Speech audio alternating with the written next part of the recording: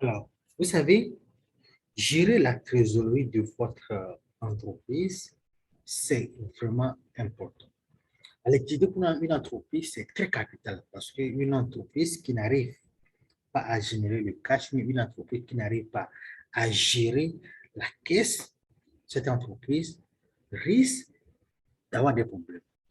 Alors, évidemment, pour pouvoir vous aider à résoudre ces problèmes-là en question, nous avons élaboré ce tableau de bord avec évidemment Power BI que je vais vous présenter aujourd'hui.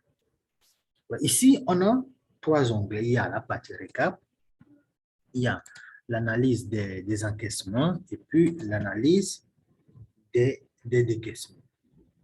Alors, qu'est-ce qu'on a ici, par exemple? Je prends au niveau des décaissements. Ici, vous pouvez à n'importe quel moment de la journée, à n'importe quel moment du mois, ou du trimestre, ou de l'année, connaître évidemment la situation au niveau des décaissements.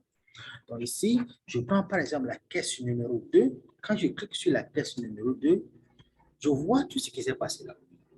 Je vois le total décaissé, les tops, mais les flops sortis au niveau de l'entreprise, les tops faits sortis aussi au niveau de l'entreprise, et les initiateurs qui a pris combien, et les graphes et le pourcentage aussi.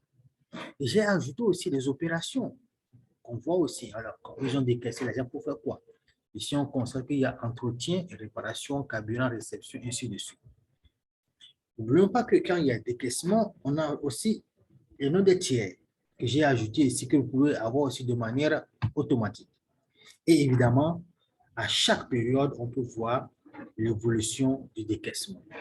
Quand j'ai pris la caisse numéro 2, par exemple ici, je peux aller aussi savoir, OK, je prends un mois, je prends par exemple le mois de janvier, la situation qui est là. Vous voyez comment vous pouvez avoir les éléments de votre décaissement, l'analyse du décaissement. Je peux prendre par exemple janvier et février, je vois ce qui s'est passé. Janvier, février, mars, je vois ce qui s'est passé. Je viens maintenant au niveau des encaissements. Ça, c'est le décaissement. Au niveau des encaissements aussi, c'est la même chose.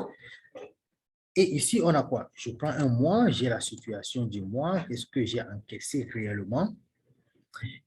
Qui a encaissé l'initiateur qui est là? Qu'est-ce, par exemple, si vous voyez, par exemple, si je prends le mois de janvier, je prends l'initiateur Adama, rien qui concerne ce monsieur. Je prends par exemple Java, rien aussi. Je prends par exemple DFC, il y a quelque chose. Je prends Eco, il y a quelque chose, il n'y a rien, Mélanie, ainsi de suite.